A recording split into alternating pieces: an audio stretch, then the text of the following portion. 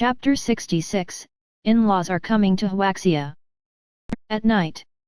After hearing the strong recommendation from Wang Ying, Yan Wei, and Wu Hao, the head instructor couldn't help but be curious and call his instructor buddy at the 5th Military Region. The head instructor of the 5th Military Region was actually surprised that a military region ranked in the top 10 would come to him to headhunt. He bitterly smiled. "If you came a month ago, I would have told you hell no. But now, even if I'm willing, it's already too late." The head instructor of the 8th Military Region frowned. "Hey? He quit? Nope. He loves this profession and he also proved his value, but unfortunately, there was an incident in a mission 2 months ago that caused his comprehensive strength to regress, dropping from A to C+. To be honest, even though he wasn't qualified to join the Dragon Division, he's still more than enough to stay in the military region. However, he's a prideful guy, and he didn't want to stay just because we are sympathetic, so he took the initiative and left.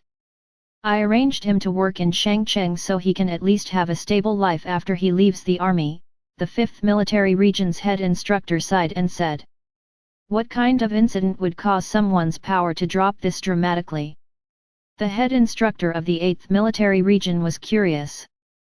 It was a mission destroying a private laboratory base. They were hidden very well in the Middle East. We caught traces of investments from many different countries sponsoring them in the dark and found out that they frequently used live humans to do their genetic experiments on. The higher-up gave the order to destroy it, but unfortunately, Su Cheng was injected with a defective genetic product during the mission.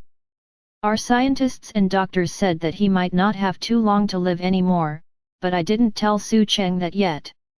The 8th Military Region's head instructor finally came to a realization. No wonder you would let go someone as talented as him. The 5th Military Region's head instructor laughed and said, "Even after his power dropped to that of an ordinary person, he's still a soldier of the 5th Military Region. Stop dreaming about headhunting him. This brat told me before he left that he will be back. Although I believe those old men at the research facility, I have more faith in Su Cheng making a miraculous recovery and returning.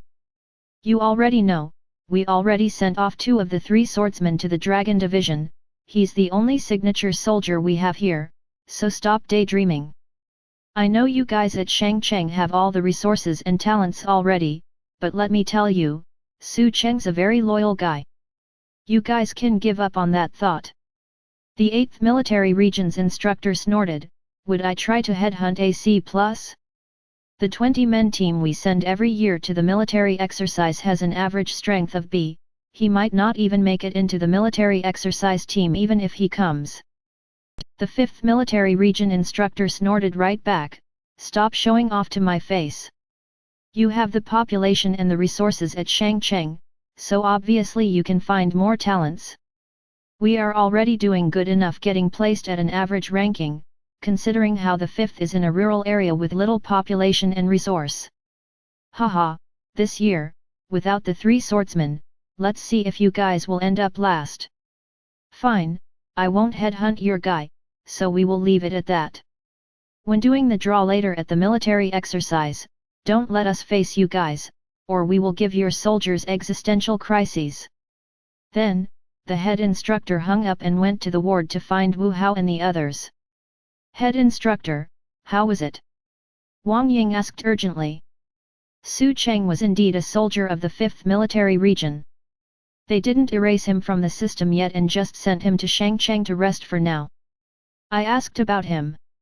Although you guys say he's very strong, the comprehensive strength report the 5th Military Region gave him was a C+, so I think we should forget about recruiting him." Wu Hao frowned. "Head instructor, could there be a mistake with the score? Okay, let's just leave this at that. The people at the 5th Military Region already made it clear that they won't let Su Cheng go since he's their signature," the head instructor replied. After leaving the 8th Military Region, Su Cheng didn't go home. He already made up his mind, so he didn't want the 2 women at home bugging him. Suddenly, his phone started ringing, and he took a look at the caller ID.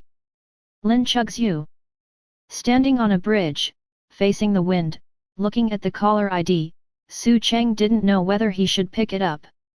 Thinking back to 4 years ago, when Lin Chugsyu's father pulled together this arranged marriage, Su Cheng was self-abased and alone, and he didn't think he had what it would take to give Lin Chugsyu, the princess of a wealthy family, the happiness of a lifetime. So, that night, at the Lin family's mansion, he declined her dad's proposal for him to marry Lin Chugsyu. It was also after that night, him and Lin Chugsyu could never return to the past of them being childhood best friends. Then, her dad, Lin Gairan, domineeringly forced the two to get married, but there was already a gap in their relationship and they never crossed the red line. Even though they were in the same city or on the same street, they wouldn't look directly at each other or deliberately start a conversation. After Lin Chugsyu was forced to abandon her aristocratic lifestyle in England and return to Huaxia with her husband, her temperament gradually became cold, feeling indifferent towards anything. Over time, she appeared as if she was living without a heart and had no emotions. All of that made Su Cheng feel guilty, so he felt that if he owed someone in this lifetime, it would be Lin Chugsyu. In his eyes, Lin Chugsyu was a woman as noble and beautiful as a princess. Since childhood, from kindergarten to university, she had always been the center of attention and someone he couldn't move his eyes away from. However, her father was a British tycoon born in China, yet he was a playmate that was adopted to live under their roof. Under the influence of such sharply contrasted social status, he felt more and more unworthy of Lin Chugsyu.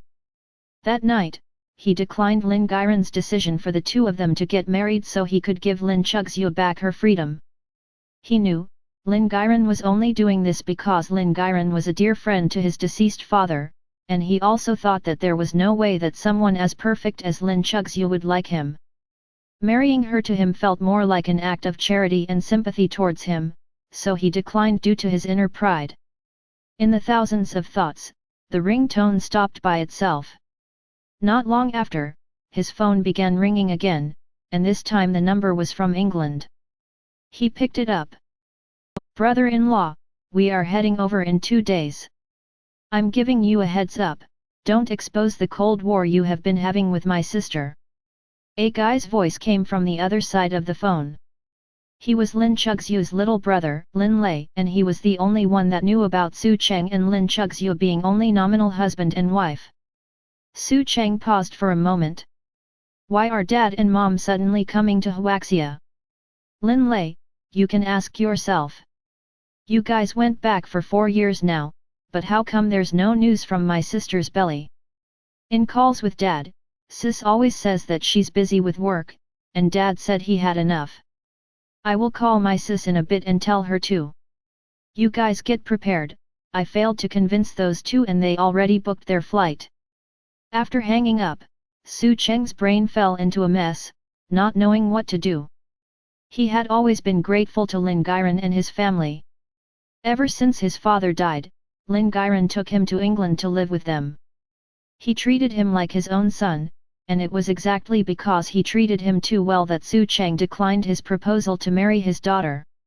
He already received too much from the Lin family, so he didn't want to take Lin Chugsyu's freedom too. At this moment, Lin Chugsyu's call came in again. Su Cheng also had to talk to Lin Chugsyu about Lin Gairan's schedule. After picking up the phone, both of them were afraid that they had nothing to talk about and they both said in unison, "Dad and Mom are coming in 2 days." Then, both of them paused and fell into silence. Lin Chugsyu sighed lightly and said, "You have to win no matter what.